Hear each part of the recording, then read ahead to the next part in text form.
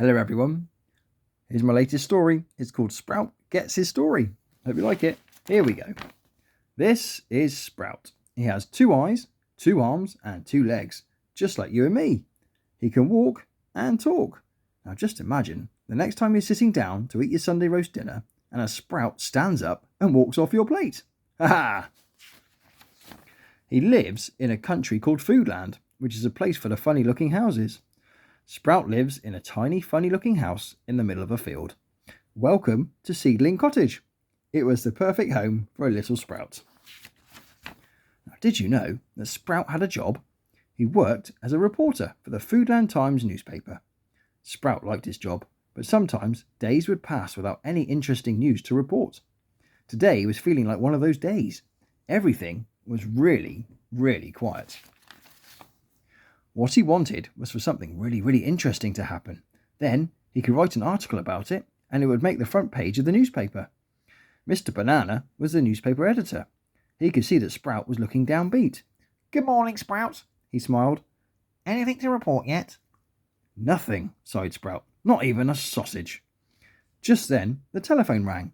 "Hello," said a voice. "There's big trouble in town." It was P. "I think there's a story brewing here," he said.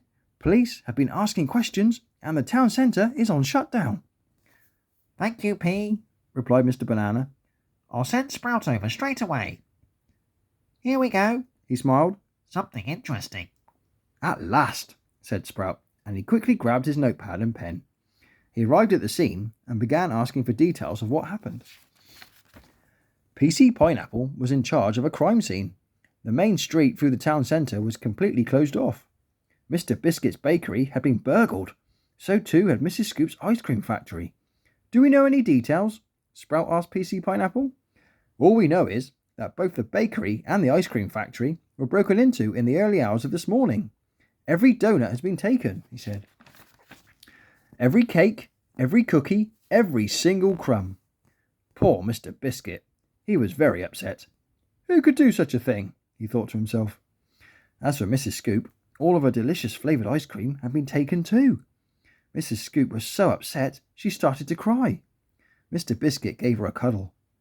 "Did the culprits leave any evidence?" asked Sprout.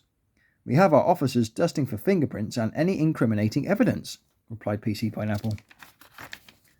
Sprout wanted to help Mr. Biscuit and Mrs. Scoop, so he asked PC Pineapple if he could help with the investigation. "This is a very difficult case," said PC Pineapple. "Whoever did this left no trace of them being either in the bakery or the ice cream factory." "What about CCTV?" asked Sprout.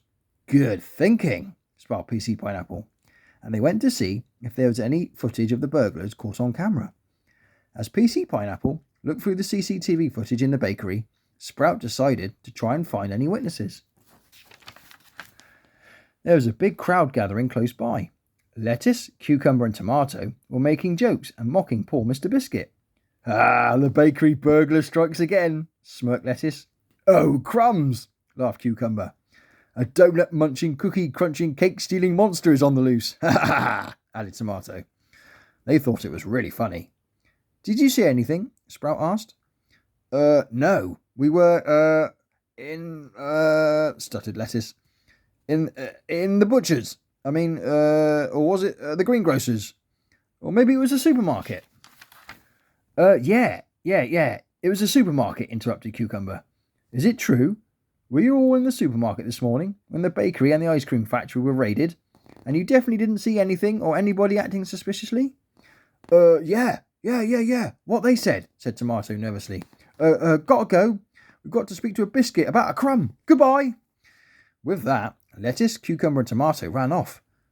"They are acting very strange," thought Sprout. Then Sprout remembered something that Lettuce and Tomato said. "Crumbs!" Meanwhile, PC Pineapple had no luck with the CCTV. "Bother," he said. "I was really hoping that would at least give us a clue." Then Sprout told PC Pineapple about an idea he had. Soon they found a trail of crumbs leading out of the bakery. Whoever broke in left a trail of crumbs behind them. They followed the trail and led them through the town, past the butcher's, the greengrocer's and the supermarket. The trail of crumbs just kept on going and going. It went past the school, Burger's yard, and Mr. Beef's farm. Then the crumbs followed a path through the fields towards the train station, Jam Junction.